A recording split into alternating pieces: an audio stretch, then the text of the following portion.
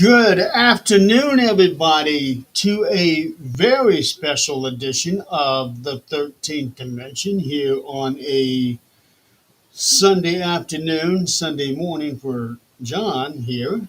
Um, he just woke up almost. And originally, this was going to be a pre record to air on Friday night, and it was kind of a last minute decision to air this live because Friday is Valentine's Day, and I don't think anybody would want to be watching paranormal shows on Valentine's Day. What do you think, John? Think you still got. Oh, there we go. Um, yeah, I don't think. I think people would rather be spending time with their families and stuff like that. Yep, that's what I was thinking too, and I am still getting this thing shared out. Sweet. So it would just take a minute to get this last round. Uh, Hello, hello, everybody. there we go. So, what's really exciting about having John on this show today is this is his first podcast in forever. Yeah, it's been since probably 2022. Yeah. So, I was able to sweet talk him into doing the show with me. Took a couple weeks, but, schedules happen. Let's Hi, see, Tom. hey, Tom, how's it going? So, we are going to forego the paranormal side because, well, everybody knows John, the paranormal guy, but he has a different side of him in Second Identity, I can't think of the other words. He is now John, the storm chasing guy. So he comes up with these really imaginative names for himself, Uh, but it makes sense. He is the storm chasing guy. He is a storm chaser, and we are going to be talking all about storms, especially considering that we just got an ice storm yesterday, so I think it's appropriate to be talking about this. Only we're going to be talking about a different kind of storm today. Isn't that a- right? Absolutely, yeah, definitely. The weather this year has been really unhinged so far. It's we just had our first basically violent tornado in Tennessee um, that ended up unfortunately taking some lives a couple of nights ago during a tornado outbreak out there. If y'all didn't know, Tennessee is actually the nighttime tornado capital of the United States, and they had a very low end risk that well overperformed at night and ended up dropping 143 mile per hour EF3 on a little town called Deer Lodge, Wow, and really 100 crazy to watch. miles. That's that is insane. It I think is, there were 7 tornadoes in that outbreak, which is crazy for January into February. yeah, in wintertime. Yeah, That's not supposed to happen. no. I mean, the last time I saw that was uh, 2023. There was two significant outbreaks in the winter. Actually, there was three.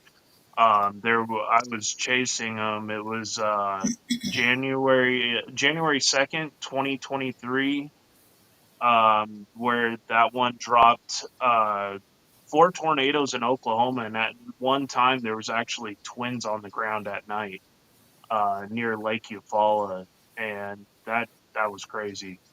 Um, and then and then they just kept trickling and going towards I-40, and we were trying to warn the people in the towns like, hey, there's a ongoing tornado situation. This is really bad, and y'all need to put the sirens on. They were completely uh, they did not have the sirens on in those towns, and we got a hold of the mayor of that town, and we're like, we need these sirens on, and they did eventually put them on. So So, then you had there was another tornado on January on the Texas Louisiana border in 2023 on January 18th, and then the Deer Park Houston, Texas tornado on the 23rd, and that was really bad. And that went right through the center of southern Houston.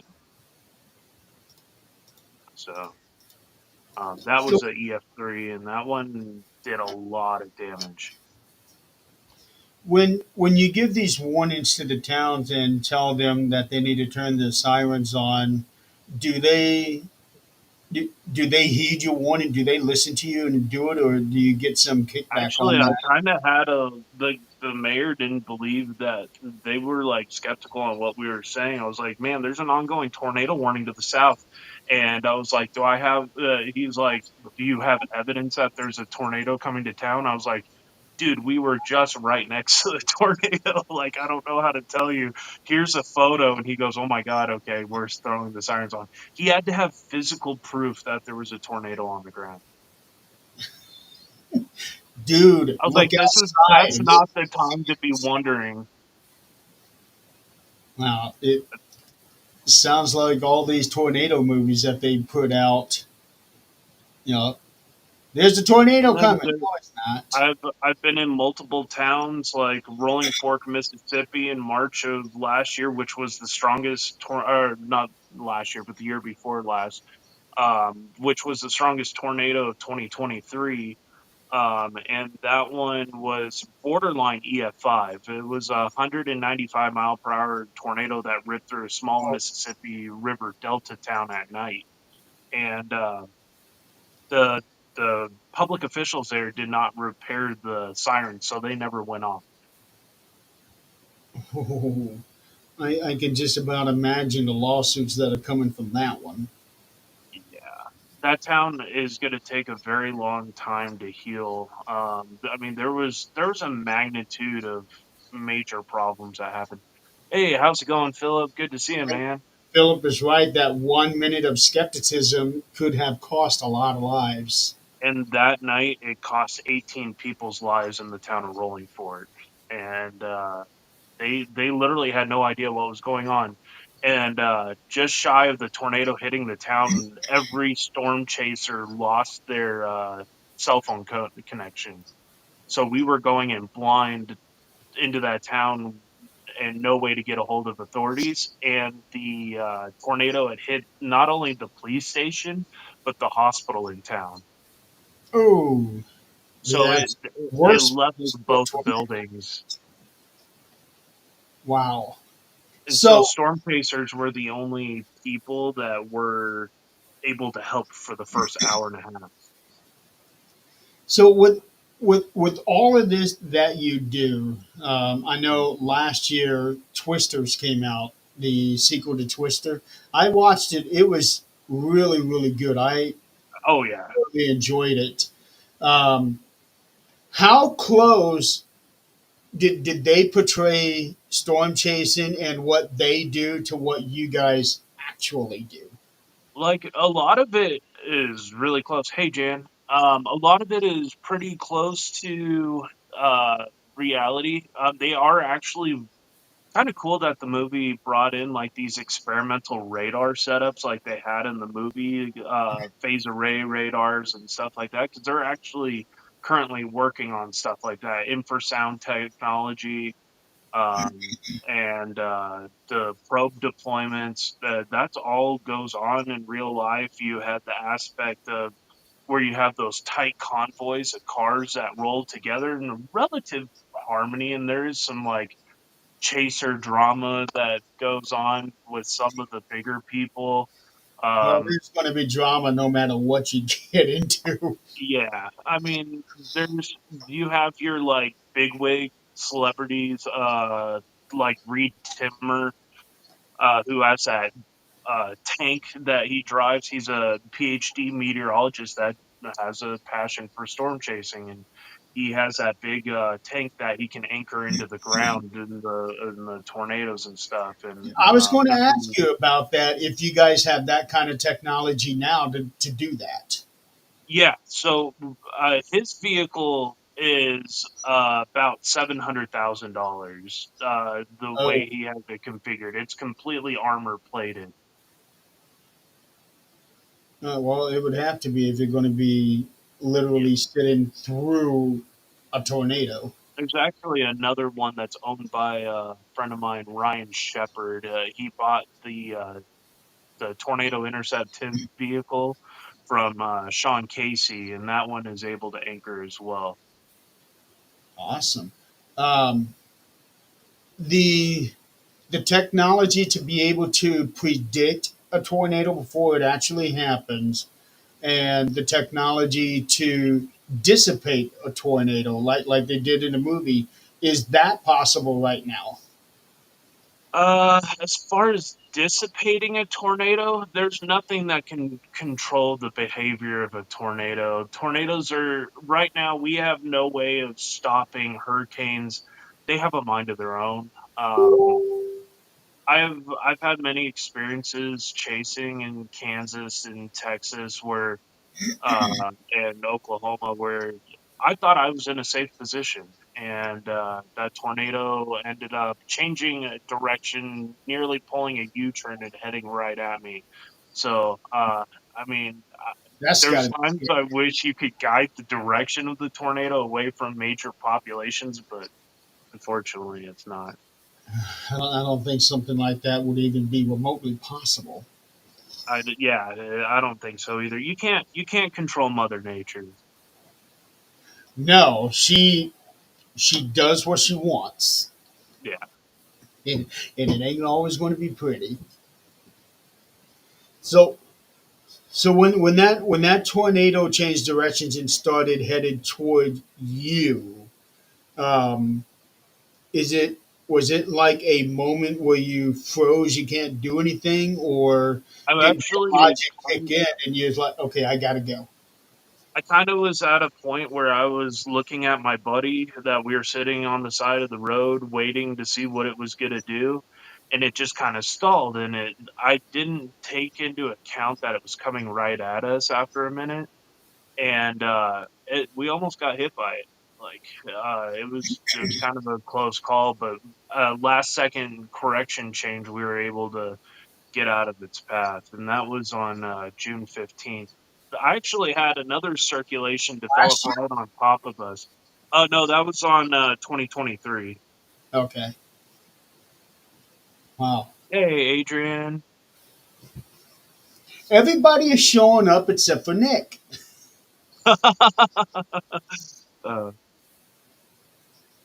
but yeah, we had that second circulation develop right on top of us, and I actually had the little suction vortices, the little mini tornadoes inside the main tornado. So technically, we were inside the main tornado, and I had the vortices dancing around my car. Thankfully, we got hit by it when it was probably at its weakest point, which I still recorded winds of over 100 miles an hour.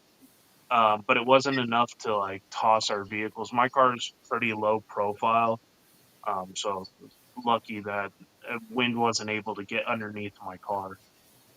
At 100 miles an hour, I would think that would be able to destroy buildings. It's enough. 100's probably enough to start causing structural and roof damage. In order to like start collapsing buildings and tossing cars, I think it's like with an SUV, it might be able to overthrow an SUV at like 110. But I think for like to toss it like a reasonable distance, you need those winds up like 150 to 160 miles an hour. And at 150 miles an hour, what category is that? Uh, that would be a EF3. Okay. And five is the That'd highest be it can about 135 to 165 mile per hour winds in go. Okay. that group. Is EF5 the highest, or have they created? new classic. So yeah, the EF5 is going to be winds in excess of 201 miles per hour So with that's NASCAR stuff right there. yeah. Those type of winds haven't been recorded since Moore, Oklahoma 2013. Which I saw the damage a couple hours after that one hit when I was younger. And that damage was insane. So what is the most destructive one that you have seen so far? Um, Most definitely Rolling Fork, Mississippi, on March 24th, 2023. That one had 195 mile per hour. It was actually Doppler indicated at 225. Had there been buildings strong enough to if there was buildings that were strong enough to be rated EF5, it probably would have been rated at EF5. There was just the building quality wasn't as great. Okay, probably never expected in a million years that a tornado would hit them. Yeah, actually, that's in 1971. That town nearly got missed by an EF4 and an EF5 in the same day. Um, But we two got separate tornadoes. two separate tornadoes out of one outbreak. Wow, hitting us. Gee, And they missed town. Both of them missed town by about 10 to 15 miles. That's not that's not a lot considering. No, Uh, Even at 10 to 15 miles, can you still feel the effects of the wind from that tornado? yeah, I was sitting about a mile south of town, kind of just patiently waiting to see what was going to happen. And the RFD, the rear flank downdraft winds coming outside of the back end of the supercell, we were getting hit with 80 to 90 mile an hour winds at that distance. It was probably the most apocalyptic lightning storm I've ever seen, too. And I've seen some great lightning storms in my day, especially in Nebraska. Yeah. I mean, Um, you had lightning hitting the ground about every second. It yeah, was it was that was nuts. pretty close. That was pretty close to that. I was actually afraid because I was driving Nebraska. I think I was going to Reno for my annual bowling tournament, and I was going through Nebraska, which is seems like it's the flattest state in all of the mainland, which I like. I Yeah, hate driving through the mountains, yeah, um, and it was lightning. It was so pretty too. All of this lightning every which direction, but it had me worried that oh shit, am I going to see a tornado right. because of how bad it was? Never happened, but I had that in the back of my mind. Um, Yeah. Like the other big hazard too, like tornadoes like to not show themselves, so they'll throw baseball-sized hail at you. I would say I'm more scared of the extremely large hail surrounding those storms than I am actually like.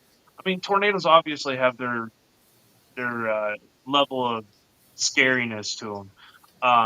But the hail freaks me out way worse. I've had my windshield blown out a couple of times, and it's just not a oh, fun experience. it's not very often that I do come across hail. Um, I do know they hurt.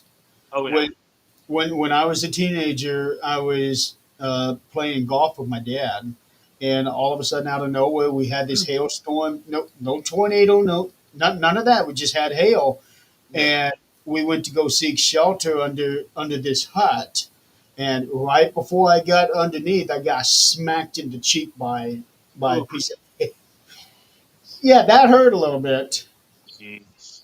When I was filming the derecho and I'm sure living in Illinois, you're familiar with those big windstorms out there. We had one in Oklahoma. It was the first time I had ever chased a derecho on February 26th of 2023. And this derecho had a little something extra in it. Had all these embedded circulations in them, and they dropped like 18 tornadoes. Um, and we were inside the derecho, and we had the tornado, which missed us by a quarter mile. We were able to see what was happening and saw the tornado coming at us. We were able to drop south at the last moment. It completely rain wrapped until it got right next to us. Um, and this thing had like a quarter mile to a half mile wide debris ball on it on radar, and it was really freaky because that storm was coming at us at 80 miles an hour. Wow. Um, I have seen aerial photographs after tornadoes, and you can just see that path it goes through. It's like it just ripped up the grass and everything.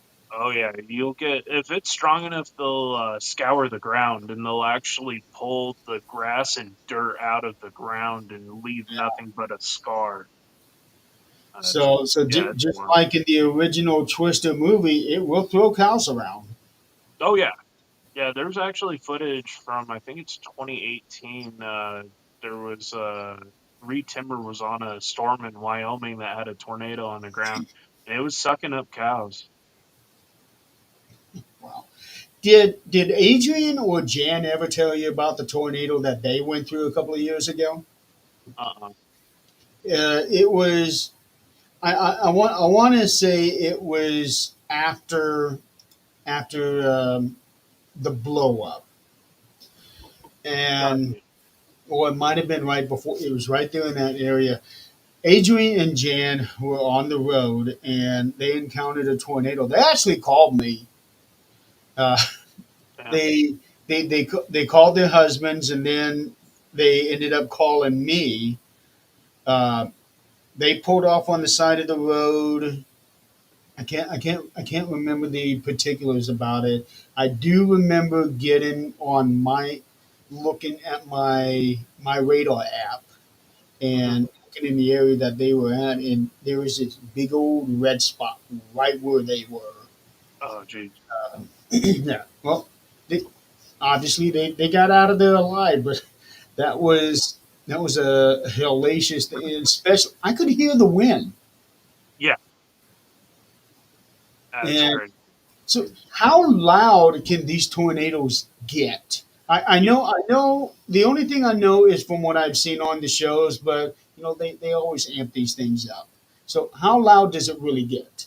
Um, there's some really good footage of the 1999 Moore, Oklahoma tornado, which was also an EF5, and that town has gotten hit by what 52 tornadoes since 1950. Uh, Shit, Actually, more than that. I think it's like in 56 now. town. 'Cause you had two hit more last year. Um, but you can you with rolling fork, at least in my perspective, we could hear it from a mile away. You could hear that low kind of roar that thing. It's almost like it sounds like a waterfall. Okay, But up close, I didn't want to push getting close to that tornado. That thing was incredibly violent. wow. I had some friends that were close, and they said you could hear the roar was almost deafening. So, what got you into this? I've just had a fascination with the weather since I was a little kid, and just kind of hopping in between living in Texas, growing up, and then living in California. I was always interested in like disasters, wildfires, earthquakes, tornadoes. Like what really got me into the storm chasing thing is kind of like saw the documentary in 2007 about a tornado that hit a small town in Kansas called Greensburg, and that town was 1.1 miles wide, and the tornado was 1.3 miles wide. It leveled 98% of that town. Ow. And that right there, like, and the fact that like the fact that like the community was able to recover and stuff like that, and it just always made me want to be able to help people in that way, and ever since I moved back to Texas, I've been really loving chasing again and doing my photography with storms and making content and trying to help warn people live on YouTube that these tornadoes are currently ongoing. Um, got, we had one last year that was really close to my house. It was about 40 miles, which was a little close for comfort because at the time there was another cell that was going right over my neighborhood that had potential to produce. And I was on a quarter mile wide tornado, it down 50 miles away. And so I was kind of wondering if it was going to do the same thing because there had been tornadoes north of where I live, tornadoes to the south, and I was wondering if that one would. Thankfully, it didn't do it. But it dropped like golf ball size hail at my house supposedly. Ow. You But had a we're helping warn the communities. Thankfully, all those tornadoes missed the populated areas and just went over empty grassland. So that was a that big benefit that day. when tornadoes form, like what you were saying, it didn't go into populated areas. When tornadoes form, does it have to have an an empty swaths of land, or is it possible for it to form right on a city? It's possible for it to form right over a city. There's a lot of different factors of what goes into tornado genesis. Topography actually has a lot to do with it, I think, or I'm pretty sure. At least where I live, like the upsloping and downsloping, because we have such a big elevation change here in the Texas Panhandle, coming when that streamline vorticity rolls off of the Rocky Mountains, and then just mixes with that warm Gulf moisture coming out of the Gulf of Mexico and Gulf of America, um, depending on what y'all call it. The you have Yeah, that is a point of contention. I, yeah, I'm still not used to it. Uh, I honestly, I don't think we'll ever get used to it. yeah, It, it's been that name for 400 years. yeah, seriously. But yeah, so you have Gulf moisture mixing with the cold air coming down from Canada, and you have uh, your streamline vorticity that rolls off of the Rockies. You get there's four major factors, but I almost want to say some areas have a fifth factor, and that's your orographic lift off of the topography. And so you get the winds that kind of upslope and downslope through the land, through the elevation changes and the different rock formations and stuff like that, and that will actually enhance the amount of vorticity at the ground level. And all you need is that lifting mechanism, whether that's the diurnal heating coming from the sun or a cold front or something along those lines that ends up getting to lift that streamline vorticity to the ground. And I'm working with a couple of different science projects on documenting those type of storms. Um, being a storm chaser, do you work with a team or are you a soloist in this? So I do a lot by myself, but I have a lot of so I am part of a storm chase team called Tornado Tacklers, based out of the United States. Um, and it's a group. I think we're 15 people, mostly Oklahoma, Kansas, um, Texas, and I'm trying to think. I think we have somebody in Colorado, somebody in Tennessee. But yeah, we kind of but I collab with a lot of other storm chase teams as well. Is this something that somebody be able to make a living off of? living, I mean, my main team here is the News Channel 10 team here in the Texas Panhandle. I chase for uh I guess their Gray TV Telemundo. So I chase for a major network here, and then I also now have locked in chasing for Cake News in the Wichita area to cover Southwest Kansas. So I expanded my region up into West and Central Kansas. Um, but yeah, you can make money. To make a living is another thing. I kind of do it as like a second job. Um, but I do it because I love it. I love it for what it is. I Mhm. like helping people. Yeah, well, doing this kind of job would be helping people in the grandest way, save lives. Yeah, yeah. That's kind of the main point of why I love the storm chasing community is um we can all like we have our little we have all of our differences. Everybody's different, but we can all come together to work with one another and help save communities and stuff like that. Is there? I know that you said that your team covers like several different states, but is it like a national organization, or is there a national Yeah, organization so there governing there body? is a couple of national teams. Team Dominator, which is run by Reed Timmer, who owns the Dominator 3. He's got a national storm chase team, and they cover anywhere all over the United States. I mean, Reed himself is chasing anywhere from California to uh, North Carolina and Florida, the Plains. I mean, he's on every I think that guy sees an average of like 50 to 60 tornadoes a year. He's a machine. Can't imagine.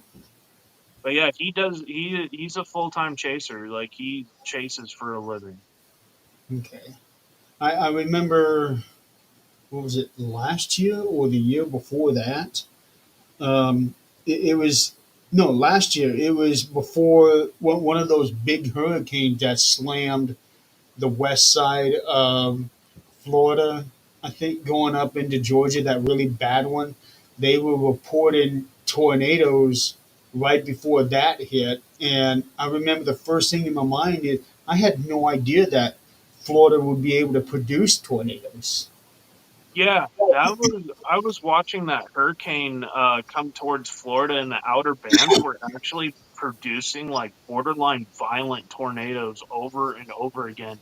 I think there was like 100 tornadoes that rolled through central and southern Florida. I was sitting there, I'm like, man, I picked a bad time not to chase this one. I But don't know. yeah, That's a double whammy when you got tornadoes and a hurricane.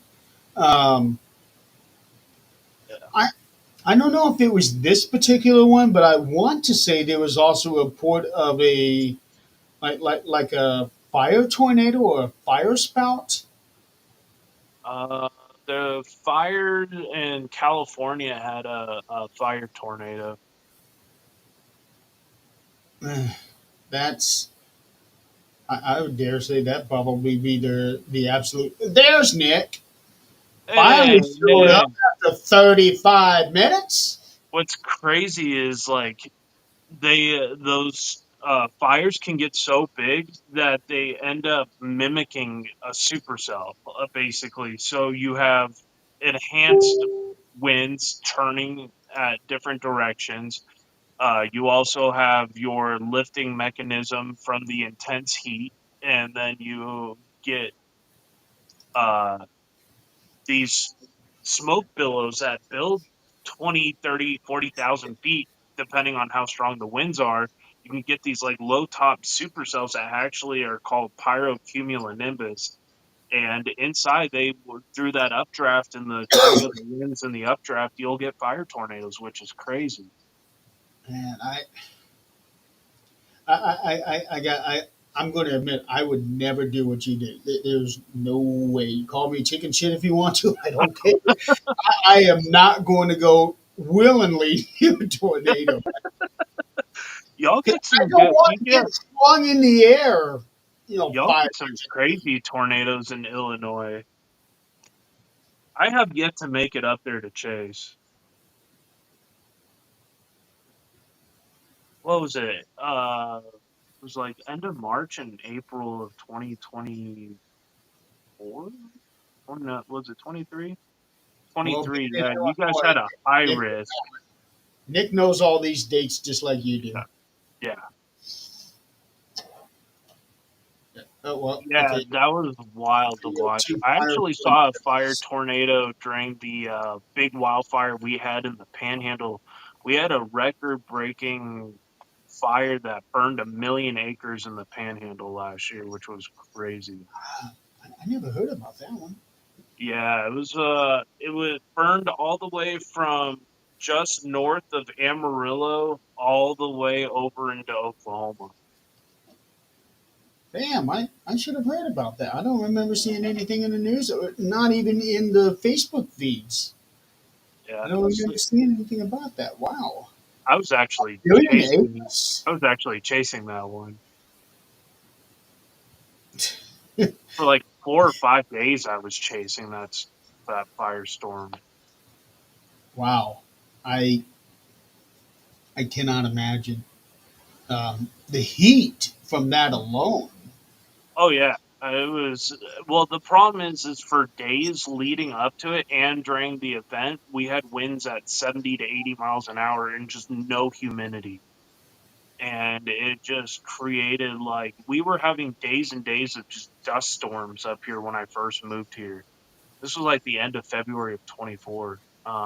And consequently, 5 days after the fires hit, it started snowing. Yeah, that'd be the one time you guys would be welcoming snow. Yeah, when it comes to Um, fire zones, yeah, you don't want to be in them. Yeah, I was staying about a quarter to a half mile away from the fires for the most part until I got the second day I was in Fritch when that fire went off, and I literally had houses burning on both sides of me. It was freaking crazy. of where you living now? I'm living in the Texas Panhandle now. No, no. I'm saying where you're living now. You had houses on both sides. Oh, this not it's not in Amarillo, but about an hour north of where I live in the small town of Fridge. Okay, fridge. Yeah, it I was Fridge and another little town see the called irony in Border. that. Wow.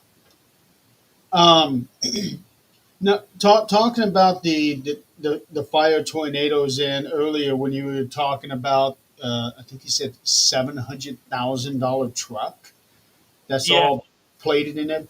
Is that also fire protected just in case no, fire he tornado? mostly deals he mostly deals with tornadoes. Like that's his main game of what that car's built for. He actually intercepted a 158-mile-an-hour tornado in Nebraska a couple of years ago. He got a successful anchor and anchored that car right into the asphalt and let the tornado ride on top of him. It still damaged the heck out of his car. Oh, I'm sure. Um, how deep would he have to get himself anchored so that it wouldn't pick him up? Well, so his car's on airbags, so it'll slam all the way to the ground, so no wind can get underneath. And then he deploys spikes into the ground, and I'm not 100% sure on how far they go. I think it's over a foot. That's not much.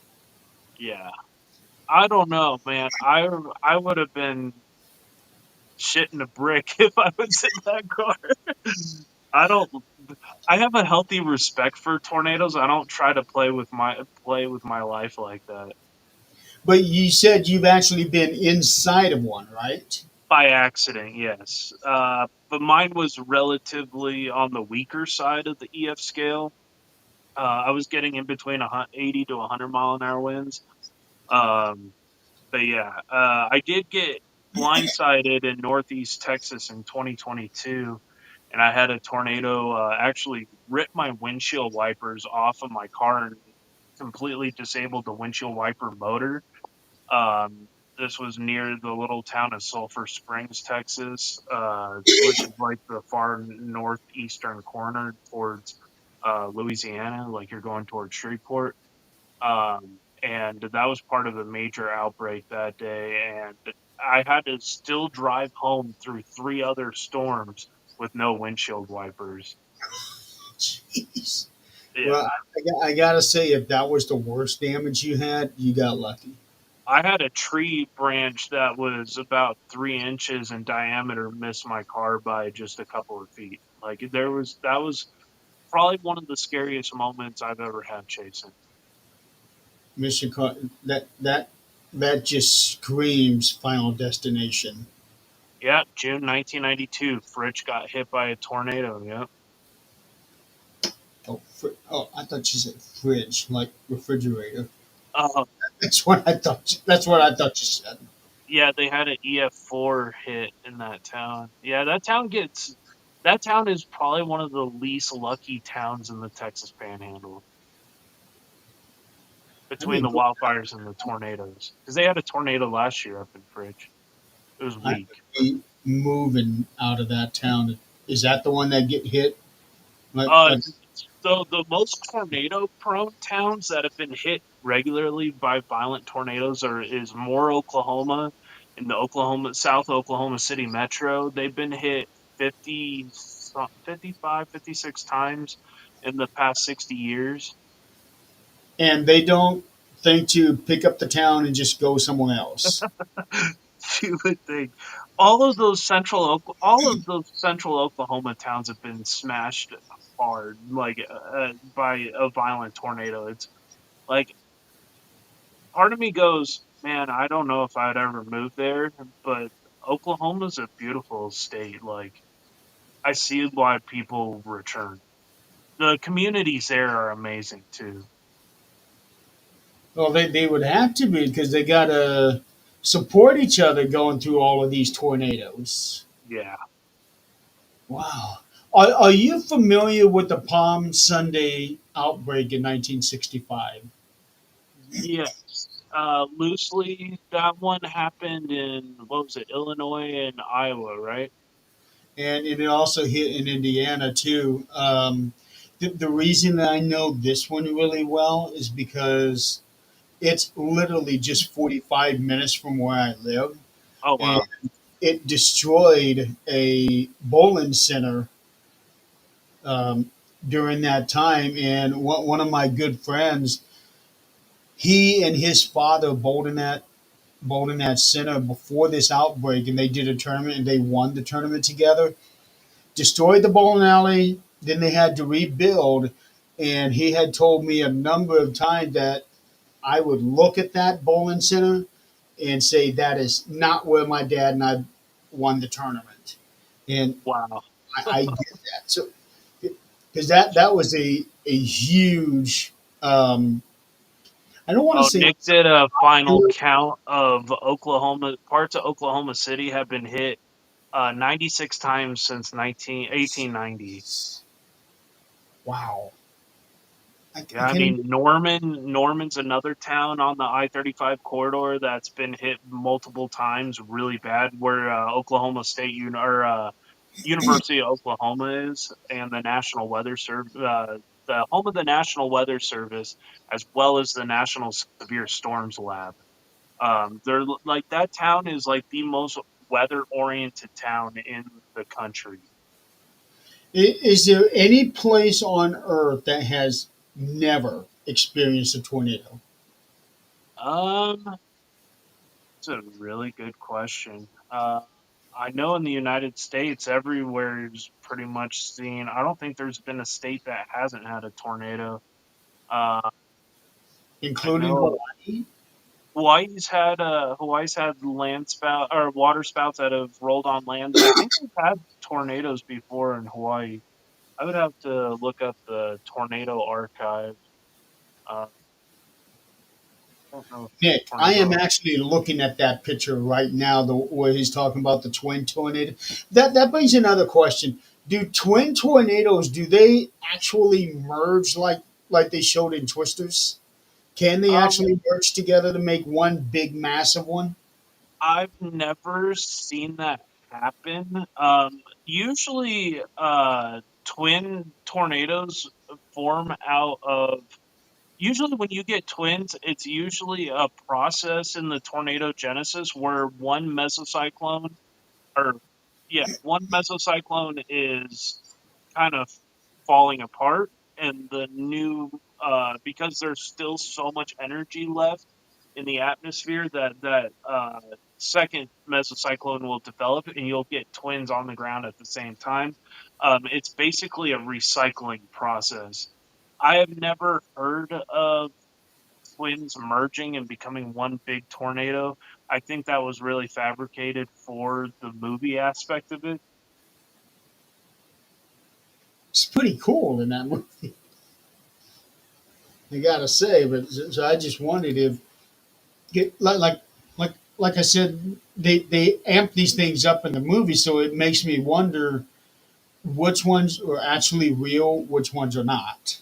Well, see, Pilger did the recycling process in 2004 in Nebraska, or 2014, and that tornado, there was actually twin EF4s on the ground that had winds well in excess of 200 miles an hour. Wow. Um, and there was another case of it, the Hessen twins in Kansas, uh, back in 1995. That was an incredibly violent year.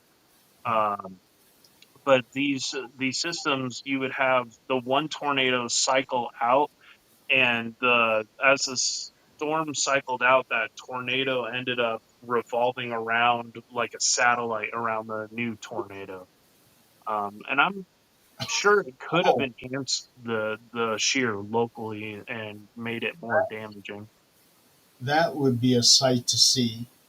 I would have, I A would die to tornado see. orbiting another tornado. That happens a lot with very strong to violent tornadoes. You'll often have satellites that develop in and around.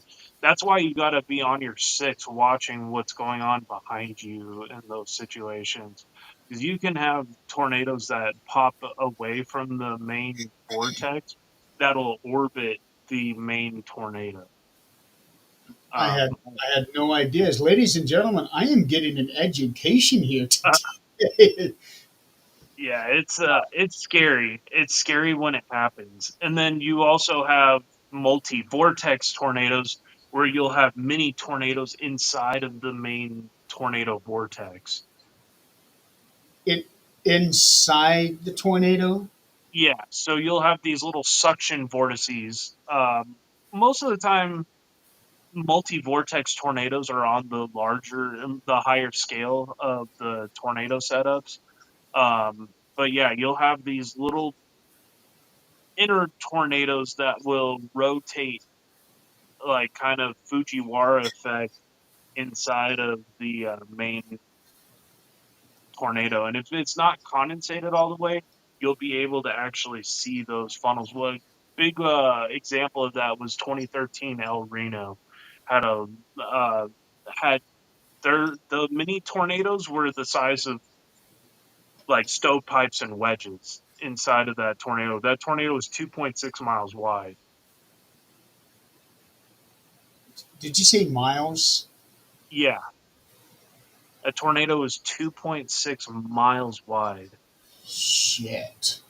and you had half-mile tornadoes embedded in it, swinging around, and it ended up killing 4 storm chasers. If that's all it killed, wow, that's a tornado that massive. I would expect 100 people being killed. Yeah. Well, thankfully, it was over. It missed the main part of downtown El Reno by just a couple of miles. But what happened is everybody who was on Highway 81 at that time, in its path, basically got tossed off of the road, including the Weather Channel team. Uh, It picked up their car 3 feet off the ground and rolled it about 100 yards off the highway in a so fortified in El Chevy Reno, Tahoe. where is El Reno? Just west of Oklahoma City, Okay, okay. about Because 40 I minutes heard west. the Reno part, and I'm like, no, not Reno, Nevada, No. because that's where I'm going Um, next year. Um, oh yeah, Jackson, Mississippi in 1966. Yeah, that was. Yeah, but that whole like west central part of Mississippi is a major tornado magnet. Same with northern Alabama.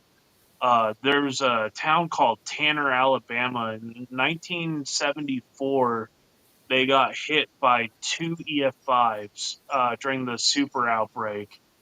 And then in 2011, that super outbreak dropped another one in part of the Hackleburg Phil Campbell EF5 rolled right through the town of Tanner. Um, so yeah, that town's probably almost as unlucky as more Oklahoma is. have you seen the movie Night of the Twisters? Yeah, that's actually based off. That one was based off of that one in Nebraska, wasn't it? No, no, Night of the Tornadoes. It's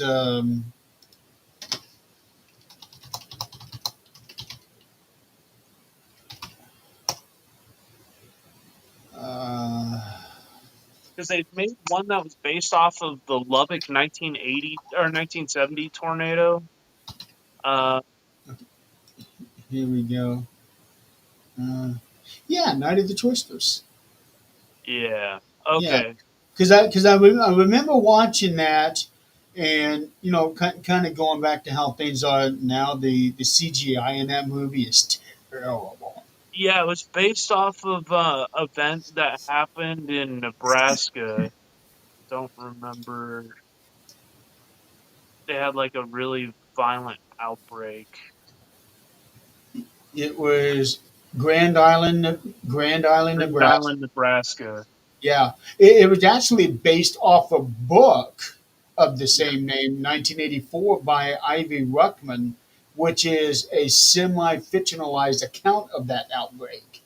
Yeah. John Snyder starred in that movie because I remember watching that movie when they first aired it on TV, um, and that was also right around the time that Twister itself came out. Yeah. I think so. Just on those three movies, Night of the Twisters, Twister, and Twisters. Which do you Okay, well, no, I don't want to say that because Night of the Twisters is actually based on the actual thing. So let's go with Twister and Twisters. Okay. Out of those movies, realistically, like there are aspects of realism, but there's also a lot of like Hollywood stretching the truth a little bit too much in them. But they're mostly enjoyable. But with Twisters, I like what they did in incorporating like real terminology, like when they're sitting at that hotel going over the HRRR weather model. That's what I do every time that there's about to be a tornado outbreak. I look at those models. HRRR is a high resolution rapid refresh model. I use it all the time. Okay, so would it be fair to say that Twisters is the closest to getting it right? Yeah. Twisters was really good. Like Into the Storm was more entertainment, but was yeah, that one was kind of a mixed bag of if I liked it or not. Hey, how's it going, Chantel? Haven't seen Chantel. her in a while. Um, but yeah, that I would say Twisters, the new Twisters movie was probably the closest to reality. Yeah, I really like that movie, and here in the last few years, I have been becoming more and more of a fan of these disaster movies, uh, Twisters, 2012, San Andreas. I really like those. I don't know why. Maybe I just like seeing towns leveled. I don't know.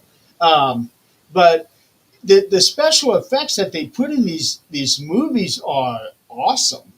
Yeah, yeah. They look The real. it blows my mind how far we've come in these movies, and I'm like, wow, that looks pretty legit, actually. Yeah. Like, this is kind of shocking. I I, like I, how they showed how the unpredictability of like getting close to tornadoes and how fast that they can switch direction on you at the last second. That happens more times than you could imagine. yeah. Well, yeah. You found out firsthand on that one. Oh, I've had that happen multiple times. It was just one time I was not paying attention to my surroundings. I had a little lapse in judgment because I was talking to another chaser buddy of mine on the side of the road, and it all of a sudden I saw the whole thing just starting to descend on top of us, and I was like, "Yeah, we got to go, or we're gonna get killed." With all of that, you've sent me a whole bunch of pictures, Sweet. um, Okay. and I would like for you to describe. Uh, let's see. Let's start with this one.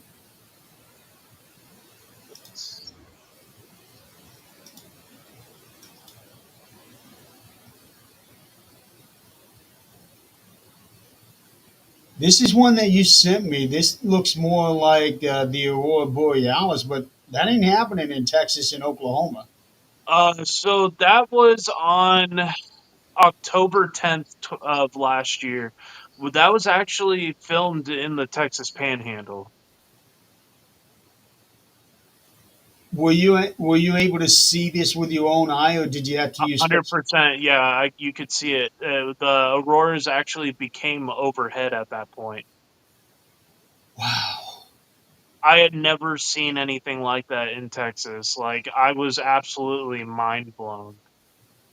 I would have been too because that's something I've always wanted to see a borealis, and to be able to see something like that in person is like a dream. But I never would have imagined it would be where you're at. So that was a G4 solar storm. I think it was a X 1.5, or it was darn near a G5, like your peak solar storm where you could see it all the way to Mexico. And in fact, people saw it in the Bahamas. Uh, and that was a photo that I grabbed. So I actually have an app that I can now use where it shows where the city lights are not. And so I use that to drive about 2 hours north of where I live, just north of Dalehart, Texas, and there was zero light pollution, and I was just in absolute awe. It does look like there are some city lights, but Those were actually vehicle lights. they are. Yeah. Oh, I would not have guessed. There was like one house a mile within a mile of that location. Okay. Wow. It's open grasslands there. And being out there in this area, be able to see all these stars, that's just picture perfect, really. Oh yeah, that was actually captured off of my GoPro. Nice. It almost looks like something is forming right here. Yeah, that was awesome. But yeah, we had this like giant green band of solar lights go right over the top of me, and I was just like blown away. Wow. That's amazing. It really is. Okay, let's see if this works. Okay, I guess not. Hello, everybody. Yeah. Well, I was hoping to have something to where I could be able to go from one picture to the next. Okay, let me see here. Can I? Okay, yeah, I can go back and forth. Oh, Okay. okay. So So where are that we shot at? that shot is a supercell that I took in Turkey, Texas. So that's about an hour and change from my house. Uh, that was on May 1st of last year. That one ended up producing four tornadoes. Wow. Because I can see, unless it's just simply the distance, but this one here looks like it's about ready to dip down, unless that is just the far Yeah, there was a big wall cloud on that storm that was rotating pretty strongly. Now, what about this one here? So that is going to be your inflow tail. That's going to be drawing winds into the storm. It's a main component of um, pulling in unstable, moist air into the other parts of the storm and keep it going for hours and hours and hours.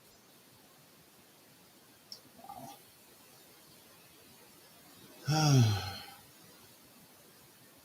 It's, it's amazing how incredibly dark it is over here. This has got to be rain that was all rain and hail. and hail. Wow. So that would be technically your forward flank, or that would be your rear. Oh, no, that'd be the forward flank of the storm. So that would be where a majority. That's what they call the core, where you have a majority of your high winds and your large damaging hail. That was actually dropping 3.5 inch hail at that time. And it looks like you have an authority figure right here Yeah, overlooking everything. yeah, that was a beautiful storm. Okay, let's see. No, not. Why is Oh, that here? I was like, back to paranormal, huh? Yeah, that's actually a case I'm working on. Well, will be working on it. Somebody had sent it to me. Okay, I guess we're just gonna have to do it this way.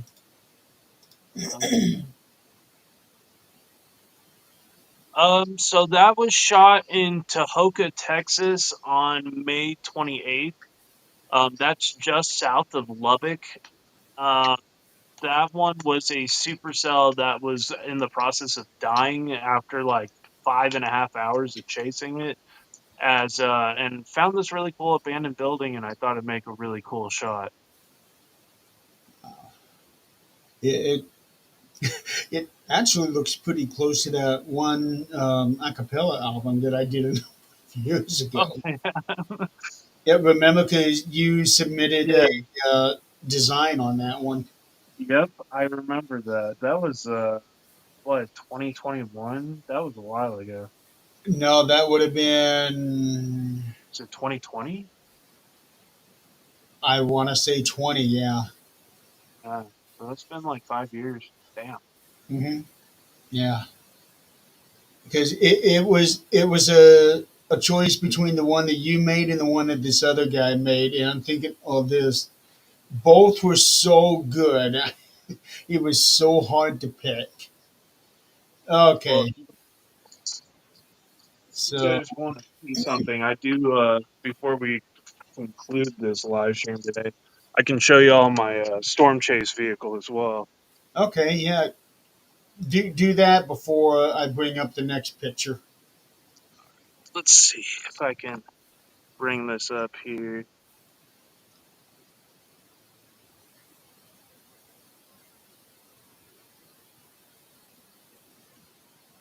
Okay, So,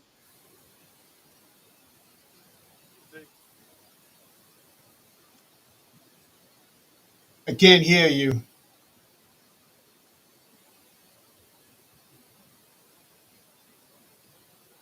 John. I cannot hear a single thing you're saying.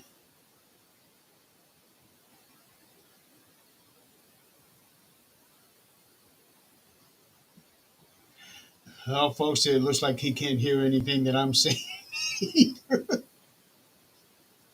I will so ask.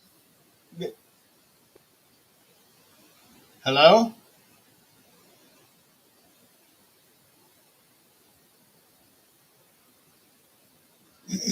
His mic is not muted, folks. So something must have changed in the setting when he switched camera angles,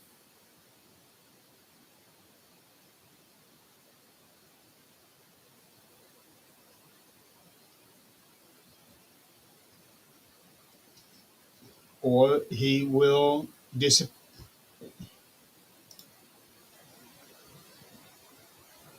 Hey,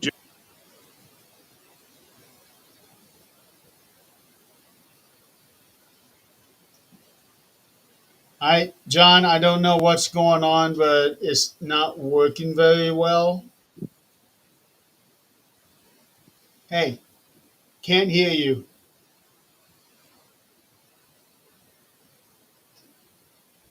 That's weird.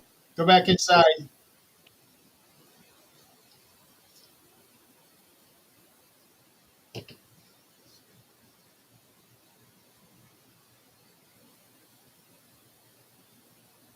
Can you hear me?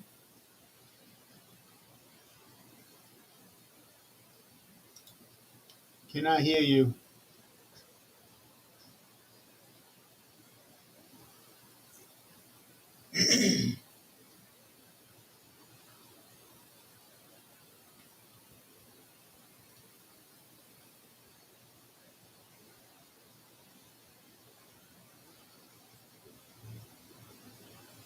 Nope.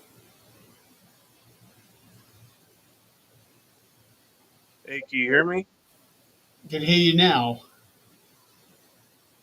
Okay, cool. I don't know what happened. Yeah, Really weird. the whole time you were showing the car, I couldn't hear you say anything. That's so weird. Um, but yeah, so Unit 2, this is my fully functional storm chase vehicle. There we go. Um, I've got 360 cameras. This is a 2017 Honda Civic, and me and my buddy developed this rack to fit cameras. I got a light bar for driving at night, so try to get some more visibility. I've got my my radio antenna here to be in full communication with friends and teammates that I have in the field. I've got inboard computers, inboard Wi-Fi, you name it, emergency kits. So you got a pretty penny into this thing. Yeah, I've got a lot of money invested, and a lot of this I was actually able to build very cheaply.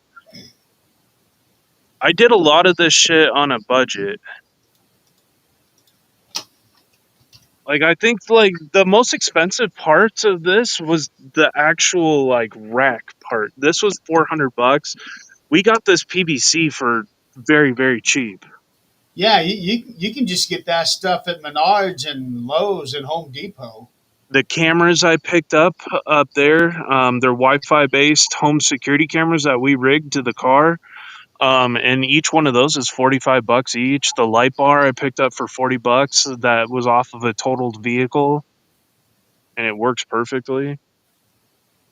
Now, do you have to have a special kind of license to be able to drive around like with all that? A special kind of license. Yeah, so like for truck drivers or bus drivers, you got to have a CDL, or if you're driving a motorcycle, you got to have a specific kind of license for that. Do you No, have to have one for that kind of equipment? no. I'm perfectly fine here because I'm media to run emergency lights and stuff on a Class C license. But I have certifications that allow me to do what I need to do. Okay.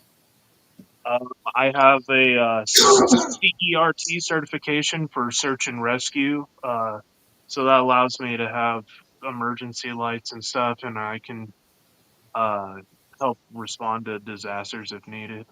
Awesome. Awesome. Okay, let's bring up the next picture.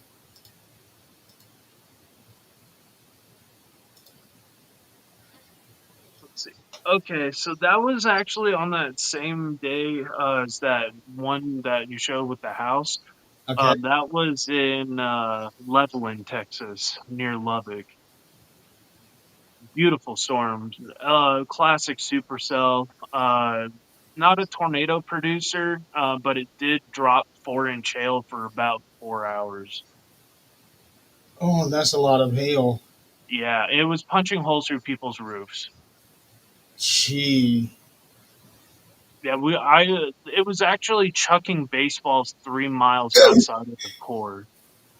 So I was trying to not get too close to it. I was standing about, in that shot, I was standing probably about uh two, about a mile and a half, 2 miles away, uh, and just using a zoom lens. And I can see what I think is a house here, a couple of silos here. Yeah, it was mostly all farmland out there. Okay. You have a lot of abandoned buildings out there too. All right. Yeah. Let's. I actually believe that picture was taken in Witherall, Texas, just outside of Levelland.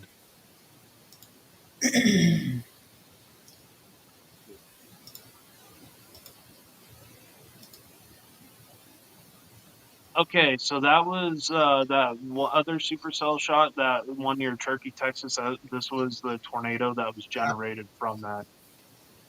Uh, This looks like a like an eel yeah, or a snake. You got the eyes. You got the wicked shaped mouth. Yeah, it looks like it's getting ready to come down and gobble something. it And was looks like fairly weak. a mountain Um, in the you distance. could see it picking up dust underneath. Nothing really came of that tornado. It looked impressive for a second, and then it just died out. Okay. Wow. We actually had tornadoes on both sides of us. There was a storm that had merged with the main one, and both of them were producing. And so I think it got choked off by the other storm as it began to merge. But those storms were stationary and ended up dropping 9 inches of rain on the town of Turkey that day. 9 inches of rain. That is a O- lot of water. Over half a foot. It caused a flash flood emergency. Oh, I believe that. Wow. Yeah. So it is possible for storms to cancel each other out. It can, yeah. Sometimes you can get there's you either get a constructive cell merger, where the storm absorbs and actually makes the storm stronger, or you get a destructive cell merger where it actually they kind of cancel each other out. Wow. Okay, let's see. We got two more here. I think it has a lot to do with like how and where in that main storm it impacts as it merges, is how it can.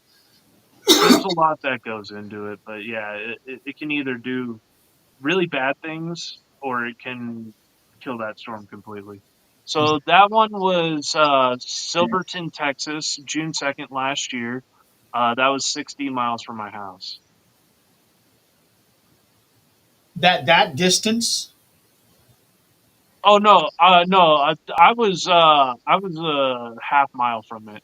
Okay, I was going to say if that's 16 miles away from where. No, but at that time, that storm was about 60 miles from my house. Wow. I'm really curious about this little notch right here. What is that? Um, it's a good question because at the time there had been twin tornadoes and I had shot it, but I think that's more of a. I mean, that could be absorbing the old mesocyclone at that time. I'm Well, it not does look entirely like sure. two different things because this here is just solid black, and Yeah. you can see where it's merging. Yeah, so you had two mesocyclones rotating at the same time. There had been one tornado that had just lifted prior to this one, right as this one was on the ground. uh, actually condensating. There was another tornado that was lifting, and I think it absorbed it. And that tornado was pretty strong. It just luckily hit nothing. It was rated at EF1. It looks like is. Oh no, this oil. I'm guessing this is one of those oil wells. Yeah, there that whole area is like oil, really small little oil fields. So so would I be correct to say that this is going in this direction and this is all of the stuff that it kicked up? So that tornado was actually going left to right. It was Going going this way. due east, yeah, and so that dust was being thrown in front of it.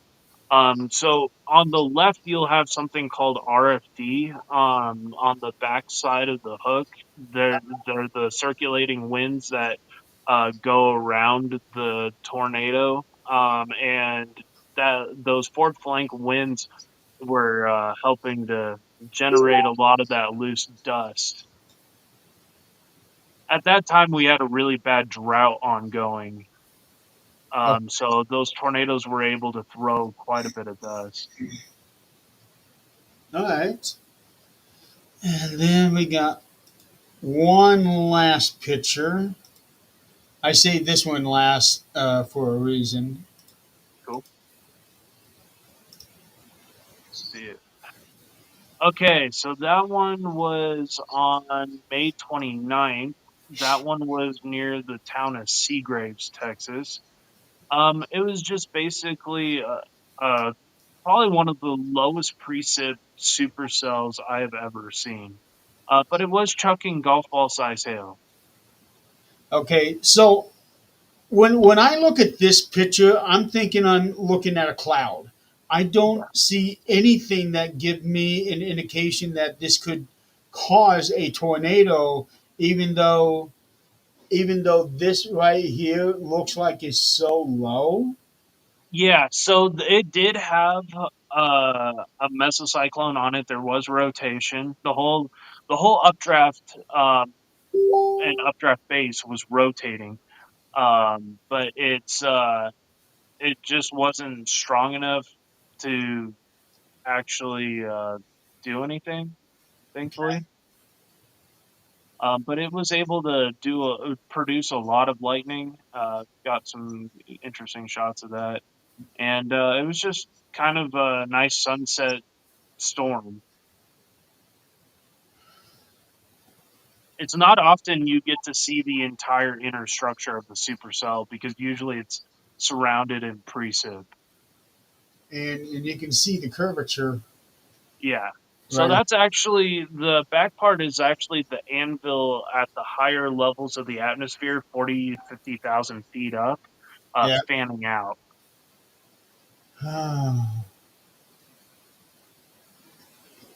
This isn't like a cropped out picture from another picture. Is it like you were you No, able to get a much that was just shot off of my cell phone. okay? Man, because I would love to see the entirety of this whole thing. Yeah.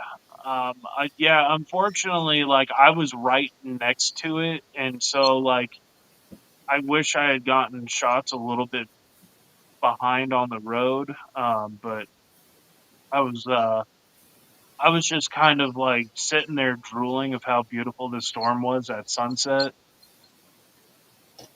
It is no question about it. That's that's really something. These are amazing pictures, and you know the fact that with what you do is more times than not, I would imagine you only have a split second to start making decisions, right? Yeah, all kind of depends. Usually, I spend a lot of time mapping the areas out, or I've just been to them so many times that I'm familiar with the area. I'll be looking at road closures that morning of and deciding which areas. Like usually that morning of, I have a pretty good idea if there's going to be a tornado outbreak, where it's going to happen, and so I have like a couple of towns within that vicinity mapped out of like how quickly we can get out of there and start looking for escape routes. And usually I try to get into that town a couple hours before the storm comes in and kind of set up and observe. And I'll try to stay ahead of it for the most part most of the time. Has there ever been a time when you're looking at something, you go, nope, and go right, go away? Yeah, there's been times where I'm like, I'm I see what the storm behavior is doing. Like that Turkey, Texas one was really weird because you had three areas of circulation developed right in our vicinity. Um, and we were it was kind of like any one of these could produce a tornado at any moment. Um, and we were just kind of waiting patiently. And then we had one drop to our left, one drop to our right, about a half mile down the road. And we're like, yeah, we need to get out of this situation because eventually, if this keeps following this pattern, there's going to be a big tornado that develops. Because most of the time, when you have a lot of these smaller tornadoes drop in a sequence in the same storm, eventually you'll have that much stronger tornado develop. Not every time, but it happens more times than what people think. Now I know that you were saying on from an earlier storm that four storm chasers were killed in it. Mhm. Have you ever lost anybody that you know personally or were friends with to a storm? Um, I've never lost anybody personally to storm. I've had good family members and friends lose their houses, but I've never had a direct fatality of anybody that I know personally. I've had some storm chaser friends of mine that have been impacted and almost killed, though, on numerous occasions. Back on that Rolling Fork one, that 200-mile-an-hour tornado in Mississippi, I had a friend named Marcus Reynolds, and he was actually hit by that tornado. He got trapped in a cul-de-sac trying to warn people and couldn't get out of there. And the tornado picked up his car, 96 Forerunner, and threw it into a baseball field 150 yards away. He survived. Wow, it's it's amazing hearing stories of all the damage that these tornadoes cause, but yet I also hear stories of an egg carton being picked up and put down somewhere and not a single egg was broken. What was wild last year, they had a tornado in Sulphur, Oklahoma, just south of Oklahoma City Metro, that struck at night and damaged the whole eastern half of the town. That town has been hit multiple times by some very strong tornadoes as well. Um, And and the there interesting was about tornadoes at night is that you can't see them.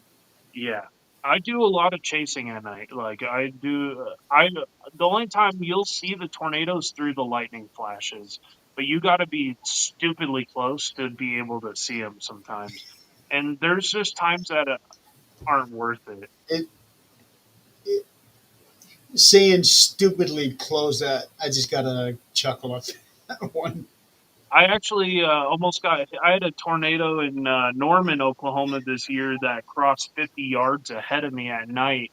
And as soon as I saw the power flash, most people didn't know what was going on, but I knew better. And I saw the power flash happen in front of me to my left. And then all of a sudden, the lady in front of me just kept going, and I'm honking at her to stop, and she didn't get the hint or whatever. She was just freaking out, and the tornado ended up hitting her, blowing her windows out, and I had to go make sure she was okay. That was on April 27th of last year. Was she okay?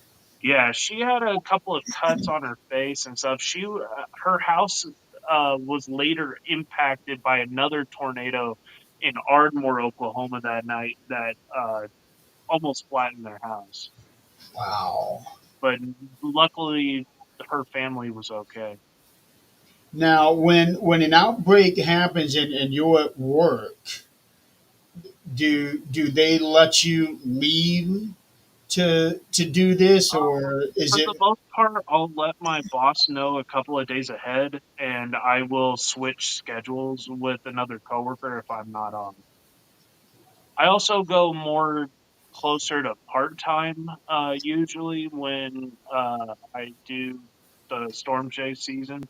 And then I subsequent it with some other work that I do to be able to meet my bills and stuff. okay?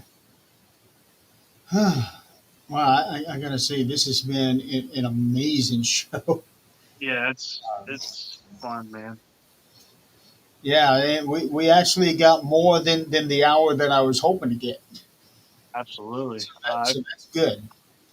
I thought for sure we lost you um, when I you was started. kind of worried about that too. I was really hoping that uh, that didn't happen, and thankfully it didn't. Yeah, well, you did disappear for like 5 seconds. Oh, jeez. Yeah, you did disappear. You were off the show, and then you came right back. Um, so I will wrap this up with one final question. On your car, it says, "In Dorothy we trust." And that's a nod to the Twisters movie. Is it? Yeah, because I actually named my car Dorothy Unit 2, which was one of the unit pods for the probes that they deployed in the original movie. It's Uh, also kind of a Wizard of Oz tornado. It all ties I into never the even movie thought about Twisters. that one. Yeah, Yeah, because I actually have a decal of Dorothy and Toto on the car. I didn't even notice that.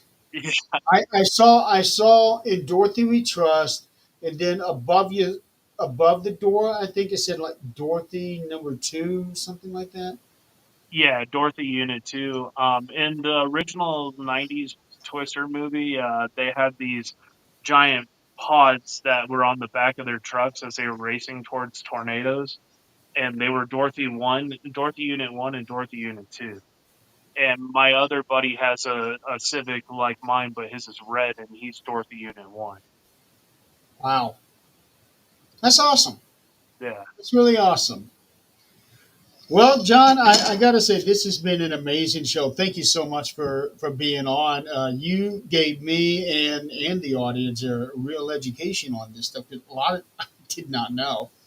absolutely.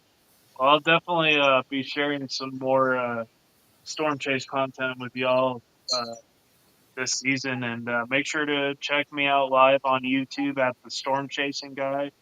I'll be chasing all season long. I've got a couple of chases on there for the blizzards that we got here in the Texas Panhandle last month and out in New Mexico in November.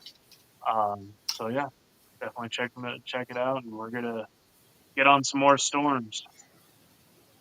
Okay, I'm Hi, looking. everybody. My name is Joe.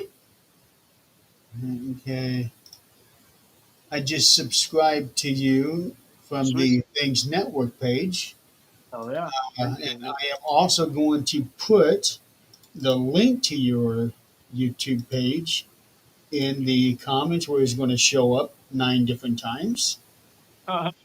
Awesome. Yeah, it's kind of fun seeing it jump up that way. So So I've done so like go subscribe to him, ladies and gentlemen. Check him out. absolutely. Thank y'all for having me. I appreciate it, and can't wait to see you guys this storm season. And Nick, I'm sure I'll be talking to you very shortly. Oh, I guarantee you. I got to um, get Nick on a chase. I'm sure he would love that. Oh yeah, I know he would love that. yeah. He would be geeking out big time. He would be geeking out, but he would also be doing. I don't know if you've seen that picture that Tom and Nichols put up of him on the roller coaster and the way that his face looks. He he would have that look on it. Heck yeah. Okay. Well, thank you so much, John. Ladies and gentlemen, this is going to be the first. This is the first of three shows I'm doing today, so I'm going to be tired. Um, I hear you. stay tuned. In a couple of hours, I'll be doing the March on Wrestling with Donald. Don't know exactly what time, but it's going to be within a couple hours. I need to go do something first after Yeah. this show, and then I Yes, Nick, will. I would love to do a show with you talking about the tri-state tornado. Uh, Nick, have him on Nick Files. Yeah, that'd be cool. I'm down. All right, ladies and gentlemen, thank you so much for playing along. This has been a great, great show. John, again, thank you so much. And let's not make it another 3 years before you get on to the show. Okay? No, I've done doing that. Well, I'll definitely be a guest on your show more often for sure. Yeah, we'll get you on Supernatural Talk sometime. Okay, cool. But it's just a matter of your work schedule because the way that you have told me, it seems like your work schedule is a little wonky. Oh, it's not just a little wonky. It's like foo bar. I know exactly how that is. It's never a consistent schedule, no matter how hard I try. I thought I was finally making a change at that place until the last 2 weeks, and we had four people quit back to back to back, and I was just like, Oh, wonderful. yeah, I know exactly how that is because the place that I was working at, it we basically had a revolving door. yeah, yeah. That's how my place is. Like, it's a lot of kids, and they don't have a really good work ethic at times. So I know all too well many people. the All right. struggle is real. Well, John, thank you so much for being on here. It has been an absolute pleasure finally getting you onto a podcast. We will make sure that it's not 3 years before it happens again. That's for damn sure. And everybody Absolutely. out there in the audience, thank you so much for playing along and stay tuned for Marks on Wrestling and Paranormal Experienced later today. So until then, be safe out there this weekend. If you're in northern Indiana, Ohio, Illinois, be careful out there with all the ice and the snow that we have just gotten. But until next time, I don't know when 13th Dimension will be on again, but it'll be after Valentine's Day, I'm sure. So for all you couples out there, have a good Valentine's Day, and we will see you guys later. Have a good day, everybody. All right, y'all. Have a good one.